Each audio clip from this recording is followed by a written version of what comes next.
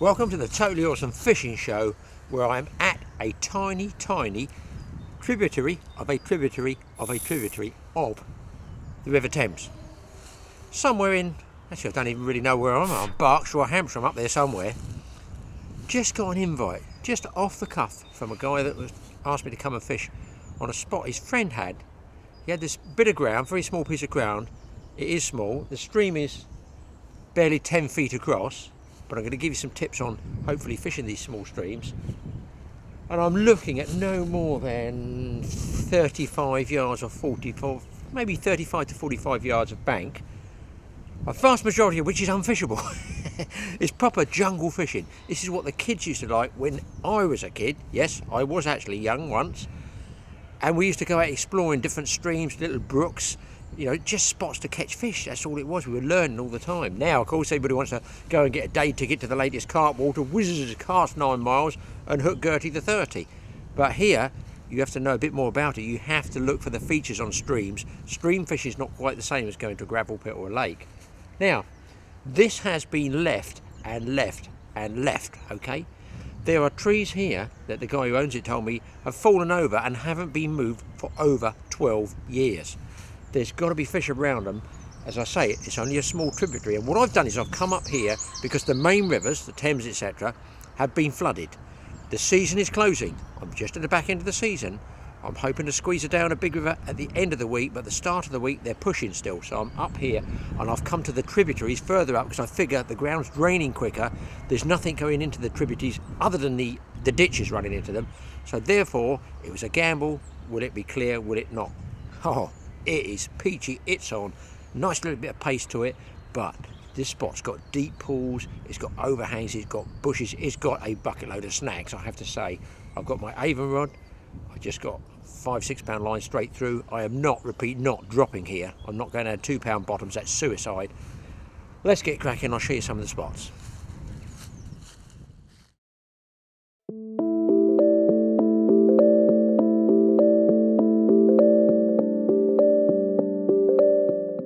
Now you can see here how high the water has come from the winter floods that we've had. It's put that entire tree right through the branches of the other tree. So streams and rivers like this, although somewhat overgrown, have to remain a great place to catch fish. But watch out for trees that lie in the water because they continue out underneath the surface, and if you don't wear polarizing glasses you might not see exactly where the good spots are, where the snags finish. The snags do attract fish, that's true, but they also, let's face it guys, attract tackle. Now there's a great place. There's a tree there that's roots are right on the edge of the bank, is undercut. You can actually in the shadow line see the shape of the dark shape of the roots underneath there, and it is a good fishing holding area, there's no question of that. And it continues down to the next tree. Now eventually these trees will get eroded by floods and crash over, and that's exactly what's happened here. And obviously it's then up to either the landowner or I guess the EA to get in there, chainsaw them out and take them out, because at that time before they fall down those dark areas are generally quite deep and the roots are good. And here one assumes is where a previous tree's fallen out and it's made a sort of back eddy, an ideal place to look for perch. Yes, the most popular species in the British Isles for, well, almost a generation really. The perch is really undergoing a resurgence in popularity with the drop shot fishing. You've also got here even this scum on the surface that is just hanging there. That provides an ideal habitat for a chub to lie underneath, and you can see it speeds up. And go by the speed of the bubbles, always watch the speed of the bubbles there. It gives you a good idea of the swirls, the currents, and you know, it can't tell you what's underneath the water, but it does give you a guide as to the pace of the current, where it slows, where it speeds up. Now here's a classic case, a tree that's been in, this may well be the tree that the owner told me had been there for 12 years. And as you can see, it's torn out from the bank, the branches and that are all underneath there, but more important, that tree needs really to be removed so you know it's ready for the next regeneration of growth along that bank. Okay, well you've seen what I've got to work with. It's pretty much a blank canvas here. Very, very overgrown. Not going to be big fish I guess in there. so small. I'm hoping to catch stuff like gudgeon, dace. Maybe in those slacks should get some, what I call some schoolboy perch, and just some good fun stuff that we used to do years ago when I was a youngster. Now, tackle. I could ledger it, but I just fancy float fishing because it's got that sort of pace about it, and it enables me to cover through the swims. I'm not going to be using light hook links. They're not going to be spooky in here because they're not fished for, well, more than about once or twice a year by the local chap, by the owner or his friends. Hopefully I'm one of them now.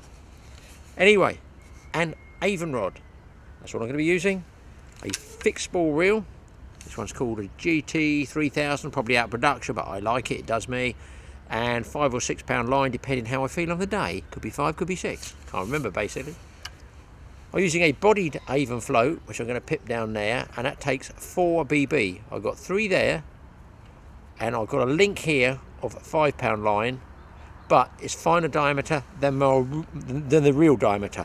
This is called, I believe, Stroft. It's a little bit finer than my real diameter, so I'm using it. So I'm using a hook link, but not a stupidly light one, 2 pounds or something like that.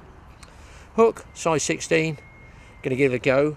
And for bait, I'm going to be using 4 different types. Going to be using the good old mashed up bread, just to get them going, because they're not fish for, so really they don't know what food. It's only the natural food that's in there, the insects and caddis and grubs and everything that go along in the river.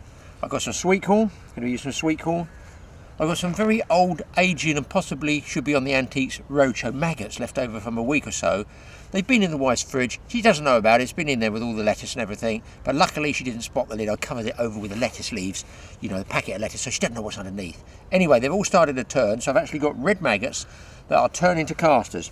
They're not going to wriggle much because they get into the phase where they have had it and they are going, A, to go in the river, but B, they're turning to casters, so they're not going to wriggle much. And of course, I've got some worms here as well. Again, left over. I've had those about 10 days, but make sure you keep them in moss. If you keep them in damp moss, you can keep them for a week or more and keep them cool, not in the sun. I keep them in the garage or even outside in the potting shed somewhere. Another little totally awesome fishing tip. If you're going to damp that moss, which I recommend damping it, don't do it with tap water, because the chlorine in the tap water will kill the worms. Do it from your water butt, even a puddle, just damp it, just so it's natural rainwater. So that's my 4 baits I'm going to be using. My gut feeling, the 2 that I'm going to catch on is probably red maggots. That's going to be for probably gudgeon or dace. Maybe if there's anything bigger in there, because he does tell me he has seen the old wild trout in here. That'd be brilliant to get a natural wild brownie, but sort of doubtful, but you never know here. I reckon a lobworm, possibly baby chub. Let's get going. I'm going to start at the top, work my way down, see if we can't get a fish for you. I'm extremely hopeful. I'm going to be going through quite a biggish bait for 16 really. I've got a caster and a couple of red maggots, because I figure they're going to be hungry and I want to try and catch gudgeon if I can. But listen, this sort of place, you don't know what you're going to catch. You really don't know what lives in these little places like this, and there's loads of them across the English countryside. You've just got to try and search them out. It's not so much a cast, it's just an underhand swing. There's so many branches here. Excellent chance for losing your tackle and floats up the tree. So going over that far bank I showed you earlier, and I've got to run it round the outside edge first, just in case there's anything just laying about 2 feet out from where the branches are from the roots of the tree. Because bear in mind, I don't know this area, so I don't know if there's any snags, which I can see one there under the water. I do not want to lose my first float down the river.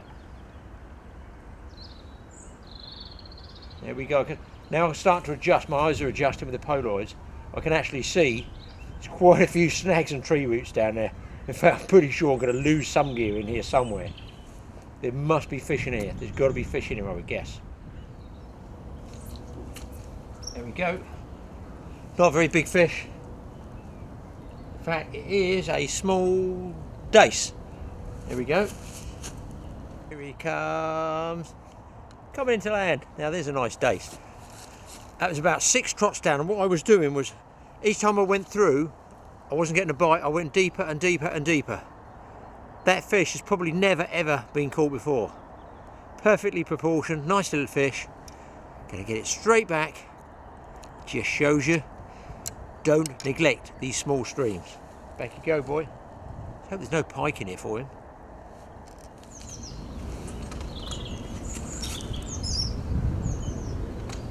I'll watch these trees here.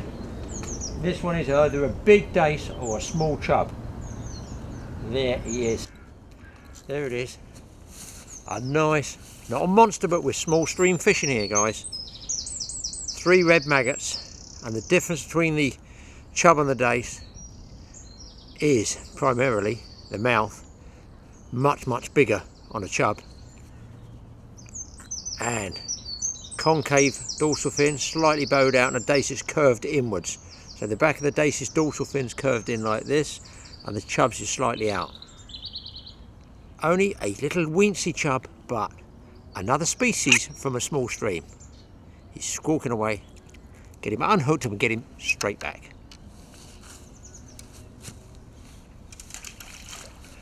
I feel a perch coming on worm. Well, eventually I did get a bite on the float, but I have to watch how I swing it in because the trees are overhead. There we go. And there's a nice fish to start with. And I move onwards, and not upwards, but outwards. Now kids, the fence must be there for a reason, mustn't it? Honestly, it must be there to stop anglers climbing over it. But it doesn't say do not climb over, do not fish here, do not climb on the tree. So being as I had an invite anyway, yes, like all kids, I've got to balance.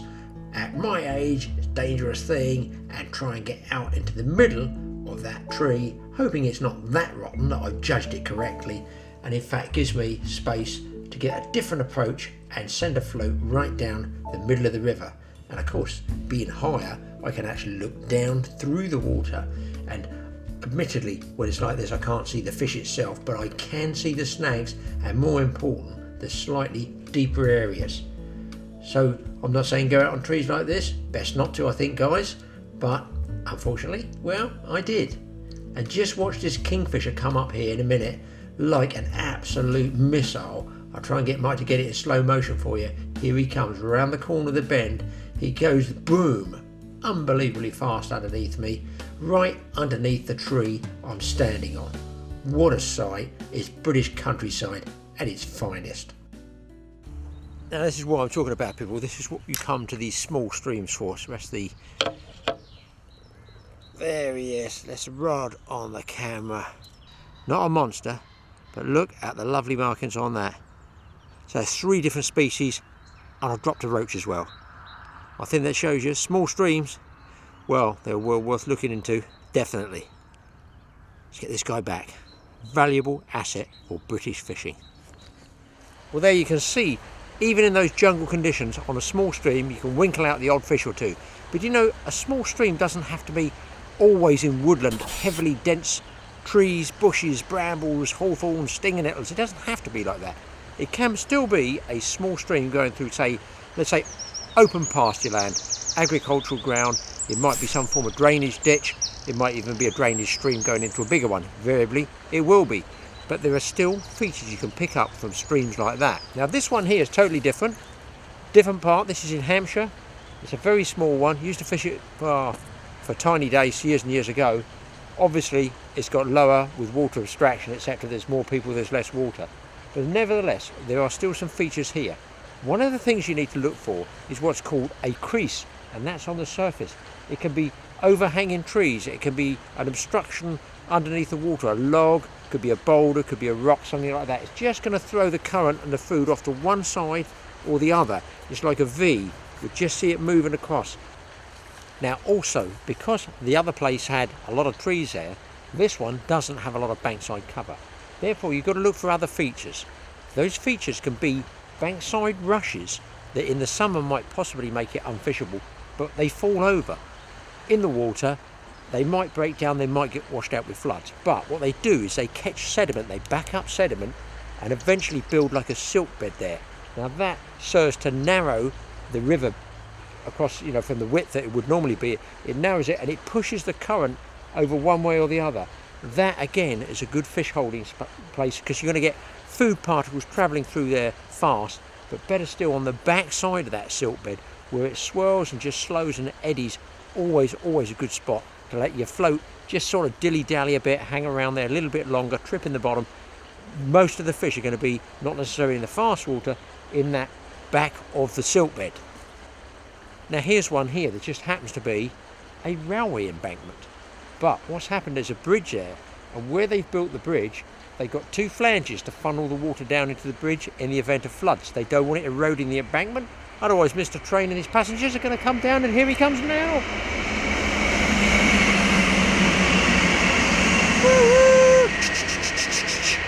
Show me age, it's an electric one, Graeme. But you can see there, that's the embankment, and they've got that flange. Now that also backs up the water, slows it a little bit, and makes a perfect place for something like roach and dace, I would say. So look for that. Another one on open pasture land streams, you can get a single tree, a really big single oak tree, and although it's on the bank and doesn't overhang like the previous place I fished, those roots are going to be undercut. They're going to be sucking water out the river. Therefore, anything like a chub, maybe small chub, are going to be hanging around the sanctuary of those roots. So try and get your float going past anywhere there's a big tree. And of course the benefit is, in the summer, this is winter, no leaves on the trees. In the summer, great place, a lot of shade, that's a spot for chub. There's a few tips there on open pasture land streams, all of which are well worth fishing. And another point worth taking note of is yourself, your body. With the sun behind you like this in late afternoon, one thing in an open pasture land stream, the fish are going to see you. They're going to see your outline silhouetted against that sun.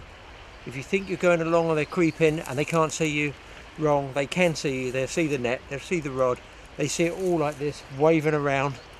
And I can illustrate that by just moving the camera and putting my silhouette on the far bank, and that's what the fish will be seeing.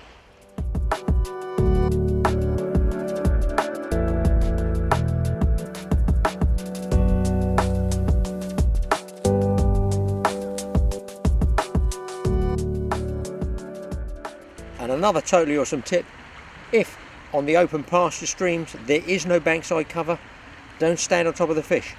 Use a technique called long trotting, which is trotting the float and letting it go right down towards those features. Don't stand on top of the features, you're going to spook the fish, fish might see you. So just let your float trot back down towards where you hope that hot spot is. So there are some tips for small stream fishing. Now I was brought up on small streams. Basically that's all I had. If you had a bike or could walk when you were a kid, that was all you did. You got to the nearest small stream, dace, roach, perch, whatever it was. We started pretty well at the Jam Jar Brigade and moved on from there substantially. Hope you've enjoyed it. Hope you got some tips there. Don't forget, get out there. If you've got a little stream you can fish, you can still get some action. It is really enjoyable and satisfying.